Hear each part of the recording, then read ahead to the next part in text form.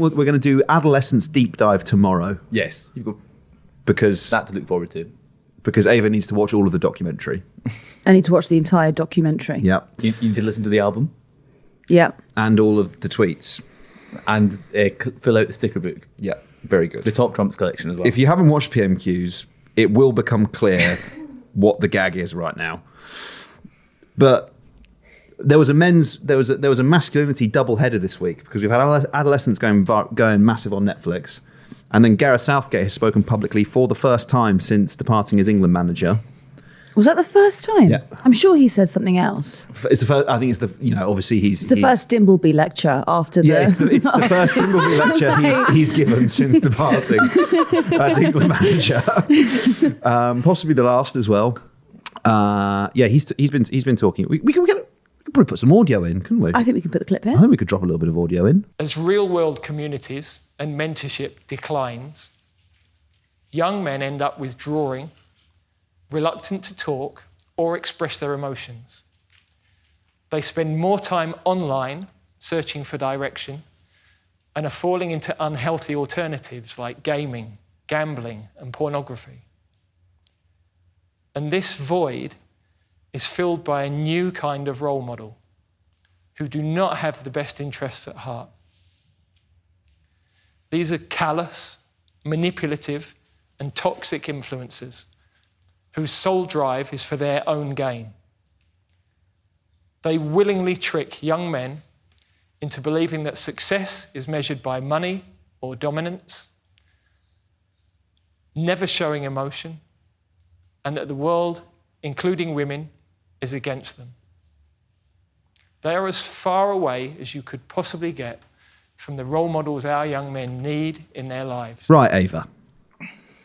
Gareth Southgate talking about sort of declines in mentorship, lads watching too much porn, doing too much gambling, too much gaming as well, which is a rare sighting of gaming, I think, in this conversation. What's Gareth Southgate getting at? Well, he's actually talking about accessibility to it, right? He's not saying that the frequency of which young men are interacting with their phones is too much. He's actually putting the onus on how available it is. He's essentially saying that they are at the behest of their phones. He's actually making a political point, right? That the Labour government originally wanted to tackle, which was the accessibility of very hardcore pornography, which has been slightly watered down recently, although Jess Phillips is still trying her best. It's about, well, that's it. My point's done. If anyone else wants to pick up the mantle. I think... Sorry, is that not how we do podcasting anymore? Oh my God. You didn't stop speaking and then start... Why don't you reply? Why don't you say anything? Because I was listening. I'm out of control. I'm a runaway train. Stop me! Somebody stop me! The other thing he was saying, which I found quite interesting... That was like the Ed Miliband conversation, wasn't it? That's what that felt like. The space. That's deep PoliticsJOE law. Oh. Isn't it? Drop a comment if you remember the Twitter doing space. a Twitter space until Ed Miliband joins. And he joined immediately? Yes. Yeah. There was no jeopardy in that. No, there wasn't. Well, there was jeopardy because I couldn't hear Ollie. Oh, that was so funny. You kept interrupting. I didn't interrupt. I was like, why can't I hear? Why is no one else speaking? And we kept on Slack like, Ava! At here, at channel. I was crying. I actually was crying. Anyway, so back on Gareth Southgate. He was saying as well that young men aren't given the chance to fail enough, and that they don't get the chance to fail, and not only fail, but then work to overcome the things that they're failing at, which I think is kind of a commentary on perhaps like competitiveness, the competitive nature. I spoke about this a bit actually with Alex Mahon, who we're going to have the interview out this week on the podcast feed, so watch out for that. With a woman? Yeah, it was a woman talking. Exactly. Bloody hell. That was the interview. God, that is DEI, isn't really? it? What would you know? That's the moon speaking. Yeah. That's the moon, actually. What do you think he means by the point there about failing enough? What is an environment or an example of something that a boy would be failing in that they're not currently in? Well, I think what his argument is that essentially, if you don't teach people that it's okay to fail, and that could be anything, I guess, whether it's like getting rejected from a university or a job application, by a woman or a man, failing at sport, losing at sport, take your pick, failing a test, and creating an environment in which you say, did you try? And if you did, this is an opportunity for you to learn. It's not the end. And instead, you create an environment in which they fail and then they go in on themselves and they're not prepared to take risks in future. I thought that might be a social comment though as well. Look, I don't know. I think that there's sort of like, not to extrapolate too much on what Southgate was, but if I will. I think because rhetoric has got so heightened sort of between the sexes, and I think that women have been demanding now for a good decade that they are treated better, that they are spoken to better, that they're not assaulted. That means that the threshold at which a man can make an error in a social interaction is actually a lot lower than it would have been earlier in the 21st century. And so I think that there's sort of like an expectation from women where perhaps they might encounter a man might be having a conversation with a woman. Perhaps they don't interact with women that often, and they might be mansplaining, or they might be rather aggressive in tone, in a way that they would normally speak to their male peers that doesn't quite suit speaking to a woman. And rather than be able to make the mistake and then be corrected or learn just through other social interactions, I think that we sort of jump down their throats. So there's not really an opportunity. It's almost like you have to know how to interact with women before you do it. Mm-hmm.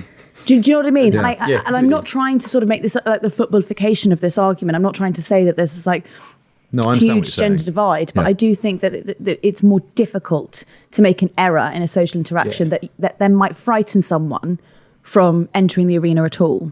Mm-hmm. On the footballification thing, if we are learning about how to fail, it does make sense to hear it from Gareth Southgate. Oh, fucking hell. That's seriously. Sean and Laura? Yeah. Am I right? How'd you get on how did you get on at the World Cup? Same as you. How did you get on? Really not the same as us. Zero trophies. I remember. Can I make my actual point? I remember you lot. I remember you lot. You drew with us, and it was like fucking Christmas had come early. Christmas. Back on the point. Pathetic. Pick a sport. You're bad at it. Oh, I thought we were allowed to fail now. Good grief. Anyway. Yeah, well, it's a good job. You're Scottish, isn't it? In your point about failing, all the culture. Oh, are we back on it now? I'll stop painting my nails. Thank you. The boys' minute is up. Yeah. About winning. If there's so much emphasis online or content online about being a winner, someone who drives a Bugatti, like lives like Dan Bilzerian with like 10 questionable models living in your house. If things like that is being, if you're only shown unbelievable success, and I think that's point of maybe. Is that success though? But that's presented as what I don't think it's success. Of course, the parameters of success have changed, right? Yeah, but and they also have anyone who succeeds actually in content creation has success. Like the money you can now make from being like an online influencer and people who have these massive captive audiences. That is the lifestyle that they are being constantly presented with, and that's what they see winning and success as being. So actual like positive role models in your life, whether you're like you've got a teacher who's like a nice guy, but if you are down this rabbit hole of like, or even a rabbit hole really, if you're just seeing online that, or being told online that someone isn't a winner because they don't own multiple properties and go in private jets, you might consider any man in your life, which is presumably all men in your life, to be losers. And why on earth would you listen to them? What did your dad know? Your dad leases his car. Your dad's a middle manager. Why the hell should you listen to your dad?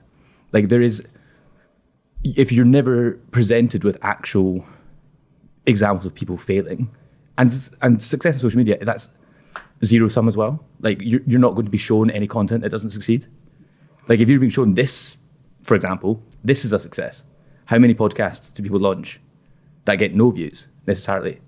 Like, I think it's very alpha of you to pivot this into talking about your own successes. I'm very proud of you. And his own podcast. How male of you? but do you know what I mean? Like, I know what you mean. I know exactly in what what you mean. example online can people be?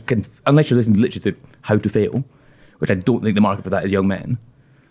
Yeah, but can we twin that with the sort of like, because this is what's damaging about, I think, that why men are damaged at the moment is because a lot of men, going back to what I was saying, they don't really know how to interact with women, and then seeing the sort of visuals that you just talked about, which is like having 10 models in your house and seeing that as sort of the pinnacle of success, that will damage how you interact with women. 100%. Because that is, firstly, it's very damaging to women, right? That you're sort of this disposable sex object that just lives around a man, and you're there to pleasure him, either, you know, physically or, you know, just sort of to be there as sort of a marker of his success rather than a person in your own right. That then damages, say, if you, a young man who wants to get a girlfriend, if they think that the way that that relationship works is that the woman is an appendage to his life rather than a support network, someone who works in a team with them. If you're not familiar with that idea, I think that'd be very destructive. Like if you're going off to university, you want to get your first girlfriend, you think, well, I need to get the most attractive thing out there because otherwise other men won't respect me. That ideology is ruining young men. Mm-hmm. Yeah, I think what you're both talking about, and is the component that's very often missed in this entire conversation that's happening more broadly, is that what we're talking about is downstream of our political and economic system, which, you know, I think it's like a little bit removed. But Ava, the misogyny that you're talking about, I think is a defining characteristic of modern society, no doubt. I think the sort of the success symbols and status symbols that Ed's talking about are quite literally downstream of consumerist, materialist culture, which, yes, is enhanced and amplified by the advent of social media, but certainly still predates it. You know, the sort of the return of the aesthetics now of the 80s and 90s, greed is good, etc. It's not a new idea. And I think the thing that's missed by most people, but more astute observers haven't, for example, Seamus O'Reilly in the Irish Examiner was writing about this today, or yesterday, which is that, and you make the point as well, Ed, the problems that sort of affect this generation of men and also affect this generation of women, right, are the fact that third spaces have essentially been obliterated. You know, swimming pools, libraries. It's not just sporting things. You know, football pitches, yes, have closed down, but so have youth centres, so have libraries, as a result of austerity economics and 14 years of a political ideology that less informed observers would be forgiven for thinking was essentially to just destroy the social fabric. And as a result of which, we're also, you know, wringing our hands and saying, well, why are all these guys spending all their time online while they're escaping into these worlds of supermodels and Bugattis? And it's because they don't really have anywhere else to go. And I think that's the primary driver of this. And I think I think the phrase Seamus O'Reilly's was money for nothing, right? Where it's like, okay, I don't really have anything in my life, and there's this guy who actually has something, and he's telling me I can achieve the same by just buying his meme coin, or getting into forex trading, or you know, going to Hustlers University, or whatever it is. And whilst I do think actually there is a point about kind of discourse and whether or not men have been given the space to fail, and whether or not they are afforded the opportunities to like make social faux pas or learn how to healthily interact with women. And I do think there is a part of it. I think mostly it's a product of broader economic and political systems. May I push back with something Gareth said? I'm not sure. Yes. Thank you. Gareth? Me? Thank you. I will play the role of the Gareth Southgate defender in this conversation. You're in the play. I'm not sure classing gaming along with gambling and pornography is accurate or sensible. I think if we're talking about constructive it's a ways, activity though, isn't it? but you can play online with your friends. Yeah, it's like social you as well. headset on, you and the boys are playing Fortnite. Like I think it's actually quite. That maybe shows the generational problem with someone like Gareth Southgate talking about this.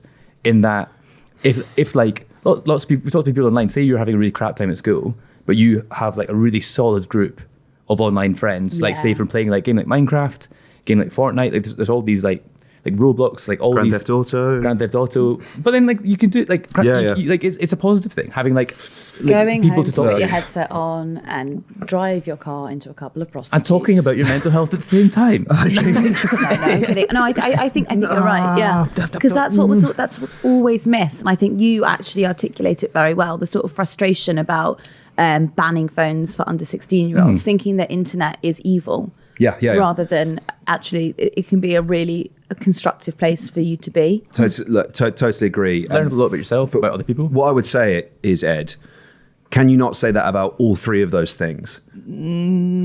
Because I don't think there's an intrinsic evil in me sticking a tenner on the Grand National, right? Like I occasionally bet on sport because if I'm watching if I find myself in a pub because my mate wants to watch a game and I don't have a horse in the race, I'm inclined to stick a fiver on one of the teams because then I have skin in the game and it makes it more enjoyable for me. You know, on a New Year's Day, I've been to the races and had a great time with my friends. I've ploughed multiple days. I think I've logged more than a month's playtime on Call of Duty 4, right? On COD 4. Wasn't sure which one of those you were going to say there. Yeah, I've put at least a month's playtime into Pornhub. But you know, Gold star member. but also like this is probably a level of frankness you guys don't want me to engage with as your boss. But like most other people, I have also watched porn, right? Like I would, to be charitable to Gareth Southgate, I think probably what he's saying is, if you're spending all of your time gaming, if you're spending all of your time gambling, or if as an increasing number, and this is the worrying part, right? The increasing number of young boys who say that they watch porn to cure their boredom, not for sexual gratification, they are just bored and put porn on and like watch it for a couple of hours. You can put a law on why they watch pornography. No, it's no. There was Horny. What is the charge? They have to like. Wanted to crank my heart. There's like a disclaimer that comes up from Pornhub at the beginning that will be like, "Are you here because you are bored or horny?" You better be horny. No, there was a recent survey by the name of the think tank is on the tip of my tongue, and I can't quite pull it. I spoke about it in the interview with Alex, right? That it's increasingly when young boys are surveyed about why they watch porn, it's increasing in salience that they say, "I do it because I'm bored." Yeah, that is mad. But I don't think like the harm done by being massively into pornography and gambling done to yourself, I would not class gaming as anywhere near. Do you think that? Especially if you're not someone who there likes is. going outside, like a lot. You know, some people just are a bit agoraphobic. Agoraphobic, is it? Or just like I don't know, just like they like gaming. I don't like. What's wrong with getting really good at computer games versus like sinking money into gambling? But this is my point. You can sink money into Fortnite. You can sink your money into Ultimate Team. Okay, You can I think spend. that we're getting a bit pedantic on the point here. I think what he's said. I think I'm actually going to defer to Ed on this, and I'm going to say I actually think Ed has won this argument. I think. Right. Okay. 2-0. 1 Ed. If you wanted me to 0 stop, Southgate. If you wanted me to stop Which is arguing, why would you say that? Because all that makes me want to do is argue with him more.